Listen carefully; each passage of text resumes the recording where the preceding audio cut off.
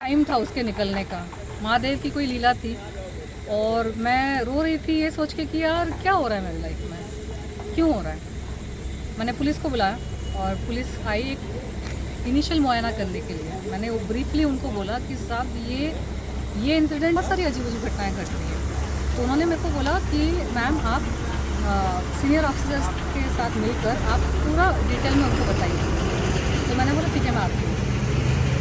तो अर्जेंट मतलब पुलिस को इन्फॉर्म कर दिया गया है, लेकिन अब डिटेल में जो मुझे बताना है तो मैं लिख के मैं लेके जाना चाहती हूँ, क्योंकि बहुत सारी चीज़ें मैं भूलना नहीं चाहती। तो मैं मंडे को जाऊँगी, मेरे एडवोकेट अपना टाइम लेंगे, मैं अकेले नहीं जाना चाहती और मैं कुछ फ्रेंड्स को लेके जाऊँगी और मैं पूरा याद कर करके सारा लिखूँगी कि 5 साल में छोटी चीज़ें बड़ी चीज़ें, ये ना मुझे पागल करने की कोशिश हुई है बेसिकली। जैसे सुशांत सिंह के साथ किस तरह की चीज़ें हुई ना, उनके करियर को साबोटाज किया गया।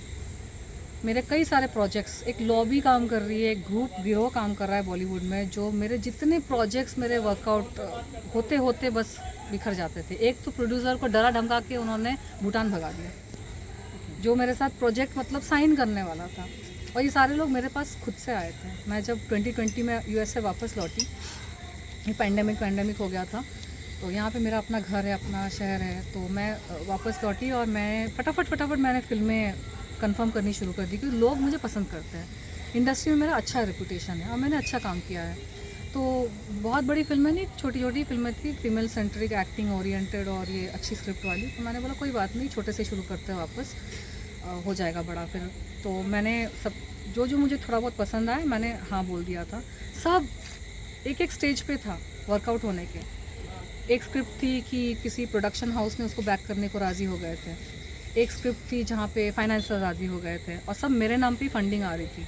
छोटी प्रोजेक्ट्स थे, फीमेल सेंट्रिक थी, तो मेरे नाम पर ही मतलब एक प्रोजेक्ट था 5 से 7 करोड़ का, एक प्रोजेक्ट था 10 से 12 करोड़ का। तो आई डिडंट माइंड इट, क्योंकि मेरा इतना गैप हो गया है और मुझे लगा कि अभी माहौल ठीक है तो मैं कर सकती हूँ काम। लेकिन फिर से मैंने नोटिस किया कि ये पूरा ग्रुप एफर्ट है कि मेरे सारे प्रोजेक्ट्स ख़राब। तो फिर भी मैंने संयम नहीं खोया, मैंने बोला कोई बात नहीं, महादेव की जब मर्ज़ी होगी। अगर कुछ चीज़ नहीं हो रही है ना अभी, तो ये नहीं है कि कभी नहीं होगी। मैं नहीं मानती इस तरह से, मैं नेगेटिव पेसिमिस्टिक माइंड नहीं है मेरा।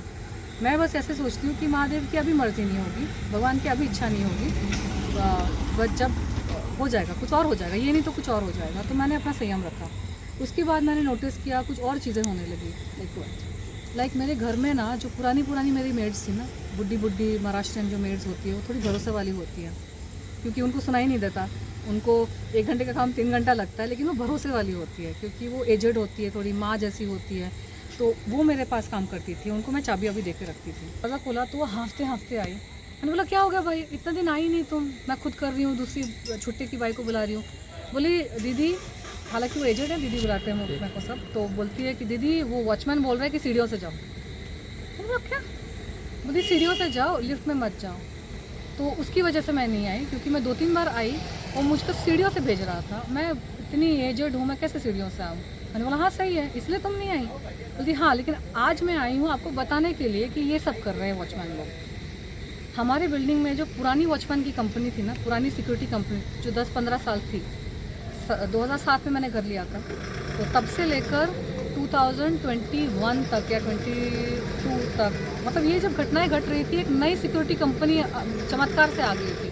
पुरानी सिक्योरिटी कंपनी जो भरोसे वाली कंपनी थी, उसको किसी ने भगा दिया था और एक नई सिक्योरिटी कंपनी को डाल दिया था, जिसका कोई आता पता ही नहीं था।